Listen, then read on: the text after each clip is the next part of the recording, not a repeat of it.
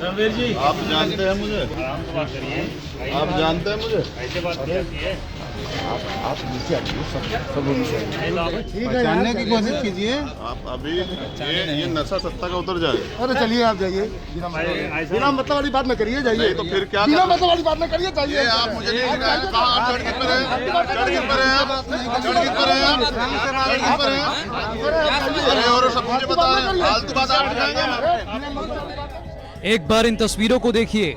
देखिए कैसे भीम आर्मी के प्रमुख चंद्रशेखर आजाद पुलिस को समझा रहे हैं कि वो कौन है। बिना मतलब वाली बात न करिए, जाइए। ये आप मुझे नहीं दिख रहा है। कहाँ आप सड़क लेकिन चंद्रशेखर आजाद के बात करने के लहजे से पुलिस अधिकारी को भी गुस्सा आ गया। वो चंद्रशेखर आजाद से कुछ कह ही रहे थे कि चंद्रशेखर के समर्थक पुलिस से उलझ गए और दोनों में कहासुनी शुरू हो गई। आप लोग पीछे हटिए, आप लोग पीछे हटिए। कहाँ जाए बताइए? ये घटना है आजमगढ़ की, जहां जिला अधिकारी से मिलने पहुंचे चंद्रशेखर आजाद को कार्यालय के बाहर रोक लिया गया। वीडियो को देखकर ऐसा लग रहा है कि भीड़ को देखते हुए सुरक्षा में तैनात पुलिस कर्मियों ने उन्हें दफ्तर में घुसने से रोकने की कोशिश की और इसी को लेकर विवाद बढ़ गया। हालांकि चंद्रशेखर आजाद का कहना है कि पुलिस टीम ने उनके साथ अच्छा बर्ताव नहीं किया, इसीलिए विवाद बढ़ा। दुर्व्यवहार तो जब तक हमारी सरकार नहीं आएगी हमको सहना पड़ेगा।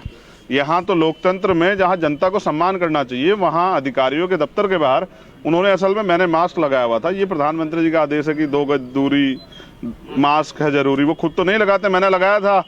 तो जो व्यवहार मेरे साथ किया उससे पता लगता है कि मुझे पहचानने में उनको कमी रही। लेकिन अगर आम आदमी के साथ ये व्यवहार होता तो पता लगता है कि आजमगढ़ में पुलिस जो है वो लोगों को डराने का काम करती है। जनता डरने वाली नहीं है। इस जनता की वजह से तो उनको तनख्वाह मिलती है। तनख्वाह कहाँ से आती है? जनता टैक्स से तो आती है। ये भी जनता को धमकाएं, डराएं या इनको गालियां दें, तो ये जनता देख रही है और जनता इसका हिसाब जो है पाई का हिसाब लेगी सरकार। अच्छा, मास्क को लेके अगर हुआ तो मास्क लगाना कितना जरूरी है? बहुत जरूरी है, लेकिन अपनी पहचान करानी भी जरूरी है। मुझे फिर मास्क उतार के उन्हें बताना पड़ा कि जब आप मुझसे इस तरह की बातें कर रहे हैं, मुझे मेरे साथ इतने सारे लोग जो हैं, मेरा जन समर्थन है, वो लोग मुझसे प्यार करते हैं, तो आप आम आदमी से क्या व्यवहार करते होंगे? फिर मुझे लगता है कि उन्हें इस बात का अफसोस जरूर रहेगा कि उनका जो है रवैया जो है आम आदमी के प्रति अच्छा नहीं है। और सरकार उनको क्या सिखा रही है, उनके अधिकारी उनको क्या सिखा रहे हैं, वो बड़ा दुखद है। हम अपने कार्यकर्ताओं को सिखाते हैं कि वो सबका सम्मान करें और सबके दुख सुख में खड़े हों। दरअसल आज से कुछ महीने पहले आजमगढ़ जिले के तरवा थाना क्षेत्र के बांस गांव में ग्राम प्रधान सत्यमेव जयते उर्फ पप्पू राम की हत्या कर दी गई थी।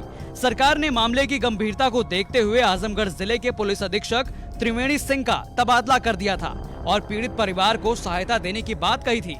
लेकिन आरोप है कि पीड़ित परिवार को वो सारी सुविधाएं नहीं मिली थी जिसको लेकर वादे किए गए थे। इसी मुद्दे को लेकर भीम आर्मी प्रमुख चंद्रशेखर आजाद जिला अधिकारी से मिलने उनके कार्यालय पहुंचे थे। इस मामले को लेकर प्रशासन की ओर से कुछ भी जानकारी नहीं दी गई है। बता दें कि आगामी पंचायत चुनाव को लेकर चंद्रशेखर आजाद पूर्वांचल के दौरे पर हैं और आने वाले समय में सरकार के खिलाफ मोर्चा खोलने की तैयारी कर रहे हैं ताकि पंचायत चुनाव में भीम आर्मी अच्छा प्रदर्शन कर सके। आजाद साहब, आजमगढ़ खासतौर पे पूर्वांचल का दौरा आपका चल रहा है और कई सवाल हैं आपसे, आपके साथियों में काफ़ी अंडर करंट है, उसको लेके क्या आपकी धारणा है और 2022 और खासतौर पे पंचायती चुनाव को लेकर क्या रणनीति आपकी? देखिए, मैं पूर्वांचल में हूँ और पूर्वांचल बहुजन मूवमेंट का एक बहुत मजबूत गढ़ है।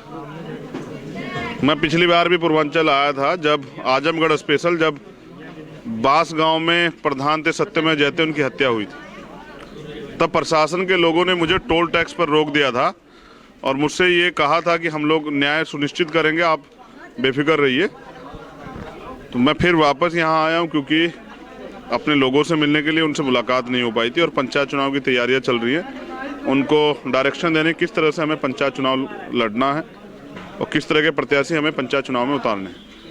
तो मैंने गाइडलाइन जारी की है कि ईमानदार और संघर्षी लोगों को, जो लोग संघर्ष कर रहे हैं और जो लोग समाज में कुछ बदलाव चाहते हैं, ऐसे लोगों को मौका देना है।